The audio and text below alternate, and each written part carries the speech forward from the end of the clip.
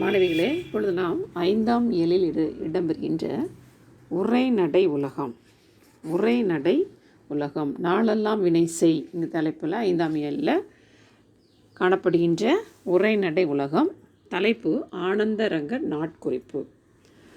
ஆனந்தரங்கர் நாட்குறிப்பு. மாணவ செல்வங்களே, நம்ம வாழ்க்கையில் நீங்களும் பார்த்தீங்கன்னா சில பிள்ளைங்க என்ன செய்வாங்க, வாழ்க்கையில் அனுதினம் நடக்கிற நிகழ்வுகளை ஒரு டைரியில் என்ன செய்வாங்க, ஞாபகமாக எழுதுகிற பழக்கம் உண்டு. சில முன்னோர் நம்ம வீடுகளில் உள்ள பெரியவங்க கூட ஒரு சிலர் எழுதி வச்சுருப்பாங்க. சில காரியங்கள் நமக்கு மறந்து போயிடும். அப்படி இருக்கும்போது நம்ம எழுதின நாட்குறிப்பை வச்சு நம்ம என்ன செய்யலாம், என்னன்னைக்கு நம்ம என்னென்ன எழுதியிருக்கிறோம் அப்படிங்கிறது நம்ம அறிந்து கொள்ளலாம். இது ஒரு நல்ல பழக்கமாக என்ன செய்து கருதப்படுகிறது. அநேகர் அந்த பழக்கத்தை கடைப்பிடிக்கிறாங்க நம்முடைய இடங்களில். அதில் வரலாற்று சிறப்புமிக்க ஒரு பெரிய ஒரு ஆள் யார் அப்படின்னா இவர் தான். யார்? ஆனந்தரங்கர். இவரை பற்றி தான் நம்ம என்ன செய்ய போகிறோம், அந்த பாடத்தில் படிக்க போகிறோம். பார்த்திங்கன்னா அப்படின்னா பன்மொழி புலமையும் பல்துறை ஆளுமையும் கொண்ட ஆனந்தரங்கர் புதுச்சேரி வரலாற்றினை பதிவு செய்ததில் முதன்மையானவராக கருதப்படுகிறார். இவர் கிட்டத்தட்ட 18ஆம் நூற்றாண்டில் என்ன செய்கிறார், புதுவை வரலாற்றினை அறிந்து கொள்ள இவர் எழுதிய நாட்குறிப்பு என்ன செய்து ஒரு அரிய பெட்டகமாக என்ன செய்து திகழ்கிறது. புதுச்சேரியில் பிரெஞ்சு ஆட்சியினுடைய வீழ்ச்சியும் அவருடைய வாழ்வோடு ஒன்று இருந்தது ஒரு அரிய நிகழ்ச்சியாக என்ன செய்து காணப்படுகிறது. தனிப்பட்ட முறையில் இவர் தன்னுடைய வாழ்க்கையில் நடந்தது அவர் என்ன செய்யலை, நாட்குறிப்பு எழுதினதாக என்ன செய்யலை, சொல்லப்படலை. நாட்குறிப்பு அப்படிங்கிறது ஒரு இலக்கிய வகையை சார்ந்தது. மாணவிகளே, இல்லை, நாட்குறிப்பு அப்படின்றது என்ன அப்படின்னா தனி மனிதர் ஒருவரின் அன்றாட நிகழ்வுகளை அல்லது பணிகளை பதிவு செய்யும் ஒரு ஏடு. ஏன்னா ஆங்கிலத்தில் என்ன சொல்லுவோம், டைரின்னு சொல்லுவோம். டைரியம் எனும் லத்தீன் சொல்லின் மூலமான டைஸ் என்ற சொல்லிலிருந்து தான் இது என்ன செய்து உருவாகி உள்ளது.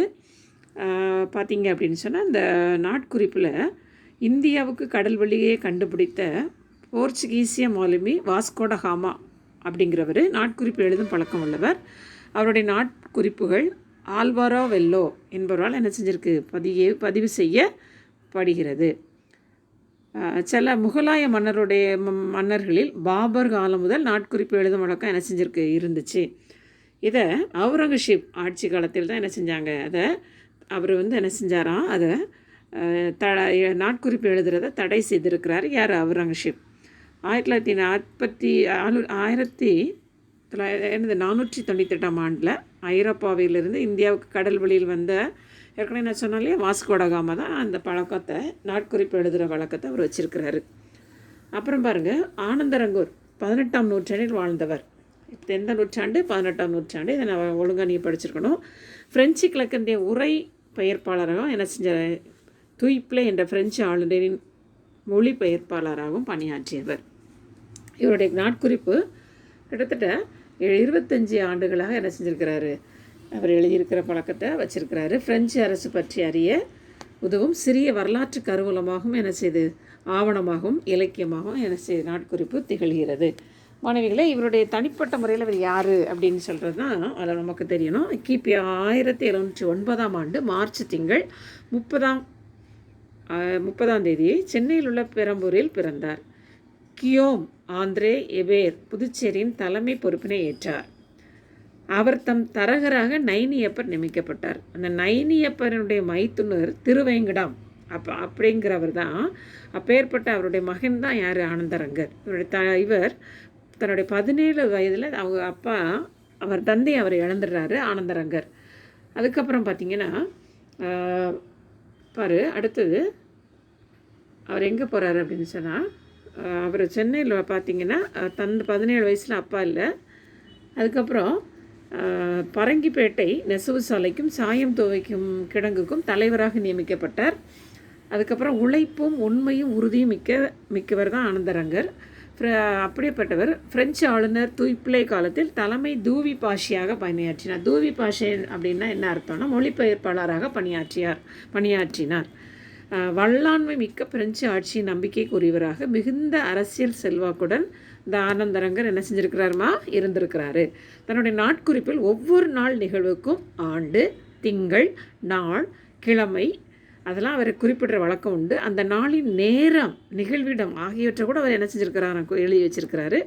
இவருடைய நாட்குறிப்பு 12 தொகுதிகளாக தமிழில் வெளிவந்துள்ளன. அவருடைய மறைவு 11/1/1761 அவர் மறைந்து என்ன செய்கிறார், இந்த உலக வாழ்க்கையை முடிச்சிட்டார். அப்புறம் பாருங்கள், அவருடைய நாட்குறிப்பில் அரசியல் செய்திகள் என்ன செய்யுது இடம்பெறுகிறது. இந்த கட்டத்தில் உள்ளது நீங்கள் என்ன செஞ்சுருக்கணும், படிச்சிருக்கணும்.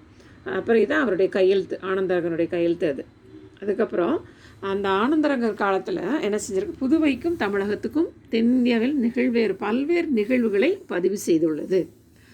அதுக்கப்புறம் வரிசையாக அவர் என்னென்ன பதிவு செஞ்சுருக்கிறாரு பார்த்தீங்கன்னா, இதில் 10/9/1736 அந்த நாளில் குறிப்பு பிரெஞ்சு ஆளுநர் டூமாஸ் நாணய அச்சடிப்பு உரிமையை பெற்றதை அவர் என்ன செஞ்சிருக்காரு, எழுதி வச்சிருக்கிறாரு. அதுக்கப்புறம் அந்த உரிமையை பெறுவதற்காக ஆளுநர் செலவழித்த தொகையை கூட என்ன செய்கிறாரு, ஆனந்தரங்கர் தன்னுடைய நாட்குறிப்பில் எழுதியிருக்கிறார்.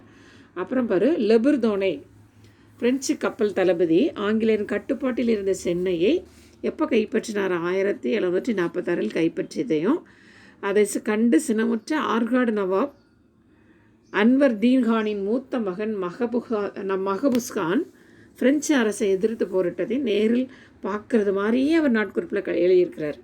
அப்புறம் தேவனாம்பட்டையை கைப்பற்றுவதற்கு ஆங்கிலேயருடன் பிரெஞ்சு அரசு நடத்திய படையெடுப்பு, புகழ்பெற்ற ஆம்பூர் போர், அந்த செய்தி, தஞ்சை கோட்டை மீது அவர் நடத்திய முற்றுகை, ராபர்ட் கிளைவின் படையெடுப்பு, ஆங்கிலேயர் புதுச்சேரி முற்றுகையிட்டது முதலான எல்லாத்தையும் என்ன செஞ்சுருக்கிறாரு, அவர் தன்னுடைய நாட்குறிப்பில் எழுதி வச்சிருக்கிறாரு. அப்புறம் பார்த்திங்க அப்படின்னா 1758 சென்னை கோட்டையை முற்றுகையை லல்லி என்பார் தொடங்கியுள்ளார். அந்த கோட்டையை இடித்துட்டு வீடுகளை தரைமட்டமாக்கி மதிலை இடித்து அகழி வச்சுருப்பாங்களே அதெல்லாம் தூர்த்து கூட கோட்டையை என்ன செய்ய முடியல, லல்லியால் என்ன செய்ய முடியல, அவரால் கைப்பற்ற முடியலை. அக்கோட்டையின் கவர்னர் மேஸ்தர் பிகட் மகத்தான வெற்றி பெற்றார். அவர் என்ன செய்கிறாரு, லல்லி அவருக்கு என்ன செய்ய முடியல, கைப்பற்ற முடியலை. அப்புறம் அவருடைய நாட்குறிப்பு வெளிப்படுத்தும் சமுதாய செய்தி, ஆனந்தநகர் நாட்குறிப்பில் நம்ம காணப்படுகின்ற சமுதாய செய்தி என்ன செஞ்சுருக்கு, அதில் அழகாக சொல்லியிருக்கிறாரு. இவரின் நாட்குறிப்பு 18ஆம் நூற்றாண்டின் தமிழ் சமூகத்தை படம் பிடித்து காட்டுவதாக என்ன செஞ்சுருக்குமா, அமைந்து காணப்படுகிறது. அதில் கவனிங்க, பண்பாடு, சமயம், சாதி, நீதி, வணிகம், நம்பிக்கைகள் முதலான எல்லா செய்தியும் என்ன செஞ்சுருக்கு, தொகுத்த எழுதியிருப்பார். அதுக்கப்புறம் அடுத்தது 11/6/1739 புதுச்சேரியில் ஆளுநர் அந்த துய்மா பிறப்பித்த ஆணையில் புதுச்சேரி பட்டணத்திற்குள்ளேயும் சம்பா கோயிலுக்கு தெற்காக போயிற உப்பங்களி இடத்திலும் பட்டணத்தின் வீதிகளில் எவ்விடத்திலும் என்ன செய்யக்கூடாது, காலை கடன் கழிக்கிறது தப்பு, அதற்காக தண்டம் என்ன செஞ்சுருக்கிறாங்க, கட்டணும் அப்படின்னு சொல்லி அவர் ஆணை போட்டிருக்கிறாரு. அந்த தண்டம் கட்டாயம் அவங்க கட்டணும். அந்த 2 பணம் 2 பணம் அதை யார் பிடிச்சு கொடுக்குறாங்களோ அந்த நபருக்கு கொடுப்பாங்க. மீதி 4 பணம் காவடிக்கு உரியது என்று அறிவிக்கப்பட்டது. இது தெரியாமல் பலர் என்ன செஞ்சுருக்கிறாங்க, தண்டம் கட்டியிருக்கிறாங்க அப்படிங்கிறத கூட நாட்குறிப்பில் எழுதி வச்சிருக்கிறாரு.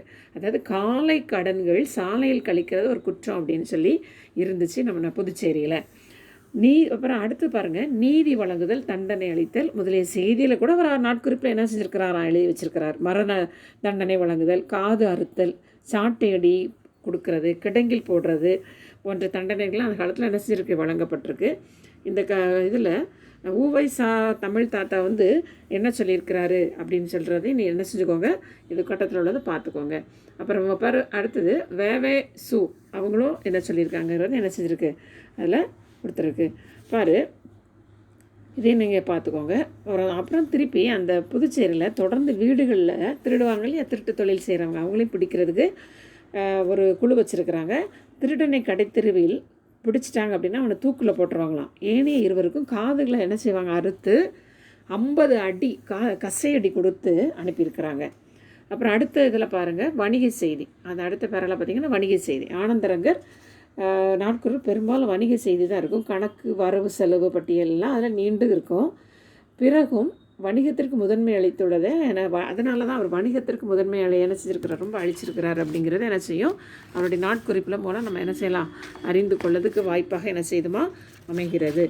அப்புறம் பார்த்திங்க அப்படின்னா தொடர்ந்து அவர் தன்னுடைய நாட்குறிப்பில் என்ன எழுதியிருக்கிறாருன்னா, பிரெஞ்சு கிழக்கிந்திய கழகம் வணிகம் பலரை பங்குதாரராக கொண்டது அப்படிங்கிற எழுதியிருக்கிறாரு. அந்த மூலதனத்திற்கு ஏற்ப ஒவ்வொரு ஆண்டும் எத்தனை கப்பல்கள் கீழே நாடுகளுக்கு அனுப்பப்படுகிறது அப்படிங்கிறது கூட தன்னுடைய நாட்குறிப்பில் எழுதி வச்சிருக்கிறாரு. புதுச்சேரியிலிருந்து மணிலா சென்ற கப்பல் கப்பலில் அழகப்பன் என்ற தமிழ் மாலுமி பணியாற்றிய தன்னுடைய நாட்குறிப்பில் அவர் என்ன செஞ்சுருக்கிறாரு, எழுதி வச்சிருக்கிறாரு. அப்புறம் பார்த்திங்கன்னா இந்தியாவை அடைய இந்த கப்பல்கள் இது ஐரோப்பாவிலேருந்து நம்ம நாட்டு இந்தியாவுக்கு வரோம் இல்லையா, அது வரக்கூடிய காலகட்டம் எவ்வளோ நாள் ஆச்சுன்னா 6 மாதம் தேவைப்பட்டது. 11/11/1737 கிளம்புன ஃப்ரான்ஸ்லேருந்து கிளம்பி வந்த அந்த கப்பல் நம்ம நாடு புதுச்சேரியை வந்து சேர்கிறதுக்கு 8/5/1738 அப்போ தான் வந்து சேர்ந்துருக்கு. கப்பலை வந்து சேர்ந்தோன்னா ரொம்ப சந்தோஷமாக பீரங்கி முழங்கி என்ன செஞ்சுருக்காங்க, அதை வரவேற்றுக்கிறாங்க.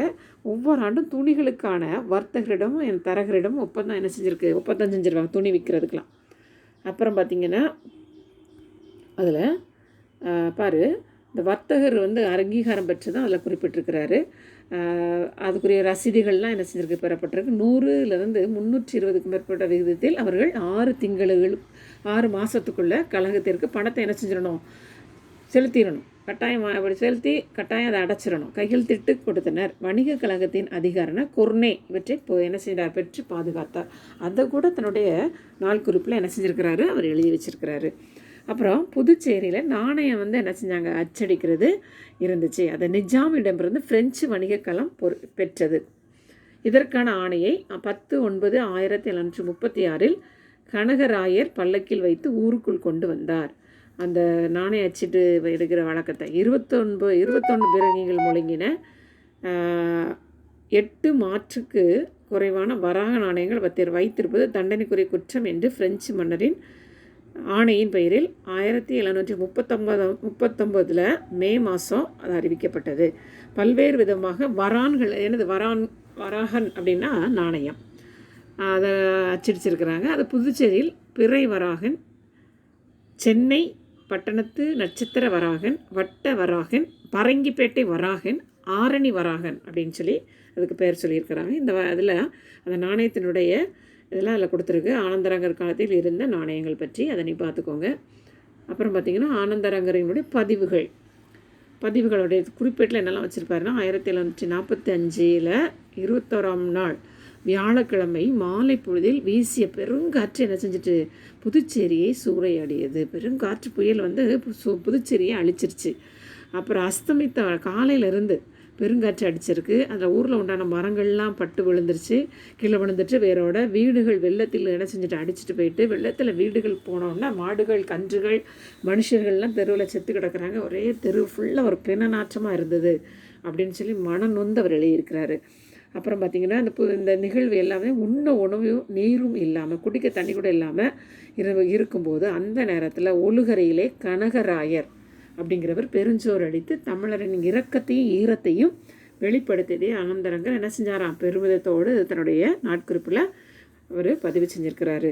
அப்புறம் இந்த பேராகிராஃபில் பார்த்திங்கன்னா கப்பல் வருது. எத்தனையோ நமக்கு இங்கிலாந்துக்கும் ஃப்ரான்ஸுக்கும் நடந்த சண்டையில் கப்பல் வணிகம் தடைப்பட்டுட்டு புதுச்சேரிக்கு கப்பல்கள் வருகை 1745 தடைப்பட்டு பொருளாதாரம் ரொம்ப தட்டுப்பாடு இருந்துச்சு.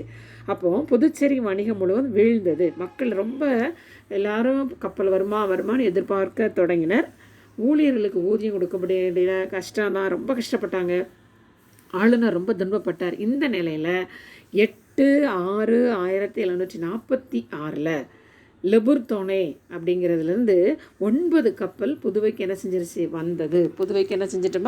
வந்தது. இந்த கப்பல்கள் வந்த வர்ணனையை அவர் அழகாக சொல்கிறார். கப்பல்கள் வருகின்ற செய்தியை கேட்டதும் நஷ்டப்பட்ட திரவியம் மீண்டும் கிடைத்தார் போலவும், மரணமுற்ற உறவினர்கள் உயிர் பெற்று எழுந்து வந்தது போலவும், நீண்ட நாள் தவம் இருந்து புத்திர பாக்கியம் கட்டினார் போலவும், தேவாமிர்தத்தை சுவைத்தது போலவும் மக்கள் சந்தோஷப்பட்டார்கள் என பதிவு செய்துள்ளார் இந்த ஆனந்தரங்கர். இதனை ஆனந்தரங்கரனுடைய வர்ணனை திறனுக்கு ஒரு எடுத்துக்காட்டாக நம்ம என்ன செய்யலாம், எடுத்துக்கொள்ள வேண்டும். அப்புறம் மேலும் பார்த்தீங்க அப்படின்னா அதில் தொடர்ந்து அவருடைய இதில் என்ன இருப்பார், ஆனந்தரங்கருடைய இறுதி கால குறிப்புகள், அவருடைய இறுதி காலத்தில் அவர் என்னெல்லாம் செய்தார் அப்படின்னு சொல்லி எல்லாம் சொல்லியிருக்குது. அவருடைய இறுதி காலத்தில் புதுச்சேரி மீது நிகழ்த்திய முற்றுகையை அவர் வீழ்ச்சியையும் அவர் விரிவாக பேசியுள்ளது. 1760 பிப்ரவரி மாதம் புதுச்சேரியை தாக்குறதுக்கு ஆங்கில கப்பல்கள் வந்துச்சு. செஞ்சியை சுற்றியுள்ள பகுதிகளை வென்று ஆங்கில தளபதி புதுச்சேரியை நெருங்கிவிட்டதாகவும் தகவல் வந்தது. ஆங்கிலேய படைகள் சாரம் வரை வந்துவிட்டதை பொதுமக்கள் வேடிக்கை பார்த்தனர். அப்புறம் பாருங்கள், அதில் குண்டு சாலையை ஆங்கிலேயர் பிடித்ததும் புதுச்சேரி நகரில் பீதி நிலவிது, பயம் வந்துருச்சு. பட்டணத்தில் மேலும் மேலும் துருப்புகளை ஆங்கிலேய கப்பல்கள் இறக்கின. புதுச்சேரியை சுற்றியுள்ள பகுதிகள் அனைத்தையும் அவங்க கைப்பிடிச்சிட்டாங்க. ஆங்கிலேயர்கள் கை அகற்றி கொண்டார்கள். புதுச்சேரியில் இவ்வாறான சூழ்நிலையில் ஏற்கனவே அவர் நோய்வாய்ப்பட்டு இருந்தார். ஆனந்தரங்கர் உடல்நிலை ரொம்ப மோசமாக போச்சுது.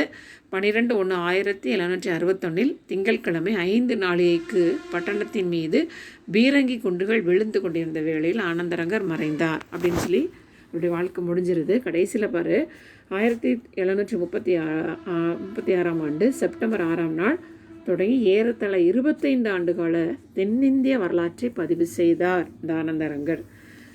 1761ஆம் ஆண்டு ஜனவரி 11ஆம் நாளோடு முடிவடைந்துள்ளது.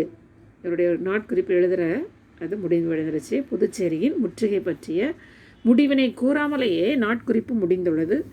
ஆனந்தரங்கர் நாட்குறிப்பு 12 தொகுதிகளாக தமிழில் வெளிவந்துள்ளது. இது வெளிப்படுத்தும் விரிவான செய்திகளை வரலாற்றறிஞர் தம் குறிப்புகளின் துணையோடு கண்டறிய முடியும்.